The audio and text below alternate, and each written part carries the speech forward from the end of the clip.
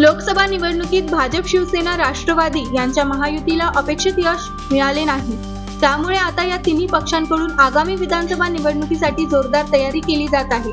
त्यानुसार मोर्चे बांधणीही केली जात आहे। असे असताना काही नेते मंडळी पक्ष सोडताना दिसत आहे। त्यात रणजितसिंह मोहिते पाटील हे देखील शरद पवारांच्या पक्षात जाणार असल्याच्या चर्चा आहेत। लोकसभा निवडणुकीत महायुतीला अपेक्षित यश मिळाले नाही, तर महाविकास आघाडीला मिळालेल्या यशानंतर राज्यात राजकीय समीकरणे बदलताना दिसत आहे। बंडखोरीनंतर अस्वस्थ झालेले शरद पवार यांनी आपल्या 5 दशकांचा राजकीय अनुभव पणाला लावत लोकसभा निवडणुकीत आपला पावर सिद्ध केला आहे।